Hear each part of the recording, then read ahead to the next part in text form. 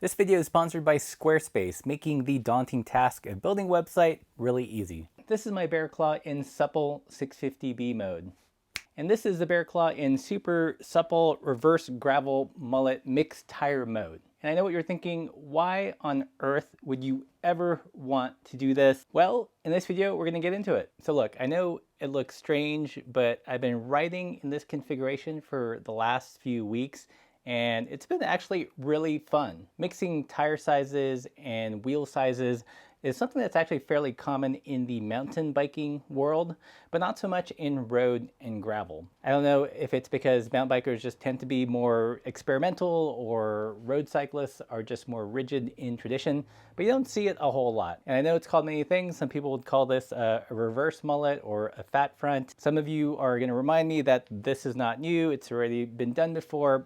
Regardless, I think a setup like this is something a lot of people can actually benefit from. First off, let's answer the question of why you would want to do this. I'm a big fan of 650B tires. As you guys know, that should probably come as no surprise. There are instances, there are rides that I do where 650B by 48 or even 50 just isn't enough. The terrain's really chunky, there's lots of baby heads, and I just want a little bit more tire. At this point, you could go two ways. You could either size up the 650B tire, something to, let's say, 650B by 55, totally viable option. I've found in my experience that that actually changes the handling of some bikes to their detriment. It loses some nimbleness and it's just a lot of meat to turn around. On the other hand, you could size down a wheel size but size up the tire. So this is a 26-inch by 2.3 and I've measured it several different ways. And yes, it's a tiny bit smaller. In my measurements, it's about 4 mil smaller in radius and about 8 mil, just under a centimeter in overall diameter. So while there is a difference, it's not like massive. And by using wheels and tires that keep you within that same diameter range, the handling doesn't get altered too much. The tire isn't so big so that you get toe overlap. It doesn't fudge with the trail too much and the handling doesn't feel too unfamiliar. And all these arguments should sound pretty familiar. It's arguments I use when justifying 650B rather than like a larger 29er tire. So this shouldn't be new. The end result is that you get more suspension from the tire, but you don't alter the handling and you don't introduce unwanted ride qualities by having a massively oversized tire. And riding on these tires the last couple of weeks, the difference is pretty noticeable in terms of ride quality. You just have so much more latitude in terms of tire pressure to play with. You can really lower them down, get more float when you need it. And going on the same gravel routes we have here in Missoula that I know pretty well, that I've ridden with lots of 650B tires, the 26-inch by 2.3, this just adds a whole nother level of comfort going over rocky terrain. So it's really good. It's just super plush.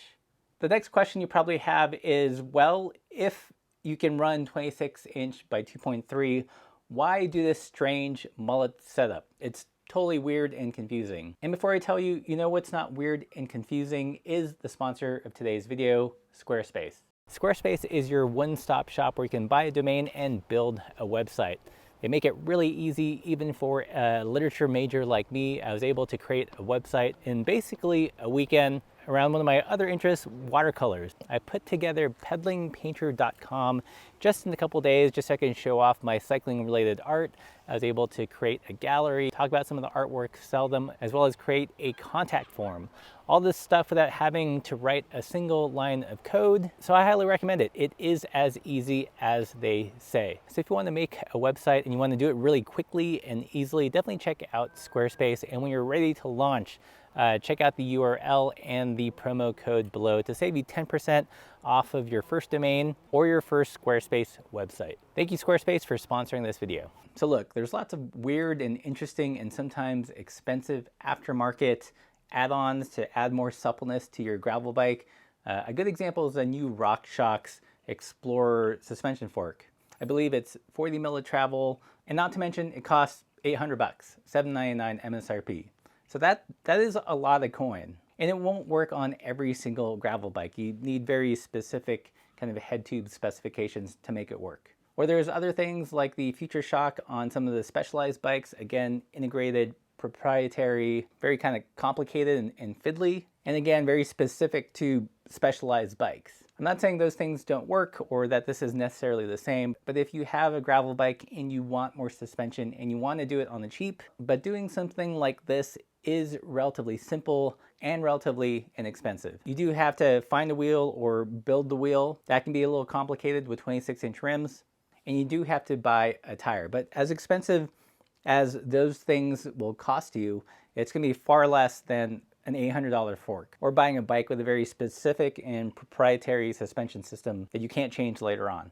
So another practical reason to have like a fattish front with a 26-inch tire, but keep the 650B tire in the rear is frankly tire clearance.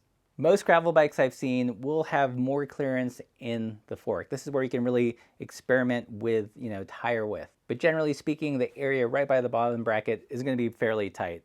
So there's a lot of gravel bikes that you won't be able to have a pair of 26-inch by 2.3s, but you can certainly run one on the front. Again, the beauty about doing something like this is that it's fairly simple. It's just a different tire. No moving parts, not proprietary, and it's just a really elegant solution. I've actually found that as a daily rider, I like this 26-inch front and 650B rear. If I know I'm going to be riding some super chunky stuff, I'll put 26 in the rear as well. But this is kind of a nice balance. 650B just makes it feel slightly stiffer, a little bit firmer, still supple, but not as potentially squishy feeling as 26 in the rear and the front. So this way you can fine tune it. You can have a fairly firm rear end if that's what you want.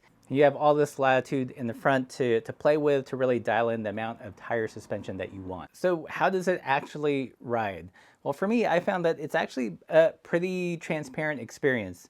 Yes, the front wheel and tire is, just the tiniest bit smaller, but to be honest, it's not really noticeable. It just feels like kind of the same bike, but with more squish in the front, which makes it more fun, at least for me. It doesn't alter the feeling of the steering very much unless I go with really low tire pressures on pavement, and it tends to self-correct a little bit more aggressively. But on dirt, when you're going down some chunky stuff, you don't really notice. So what I love about this is that it's a fairly inexpensive and simple solution. Yes, you do have to spend some money, but it's not the same as buying a whole new fork, and it's something most people can do. So what's to hate about that, you commenter? By no means am I the first person to do this. So I've wanted to do this for a while, but didn't have a 26-inch wheel set until recently. But now that I've done it, I'm digging it. This is super fun. A little bit weird. You will get some weird looks. People will call you a hipster, but I know that you, dear viewer, are unperturbed by popular opinion and are your own person and are willing to do strange things to your bicycle because it's fun. So what do you guys think? Is this too weird? Does somehow a gravel specific suspension fork make more sense than this? Let me know in the comments below. If you like this video, like, share, subscribe, all that good stuff. And as always, keep the supple side down.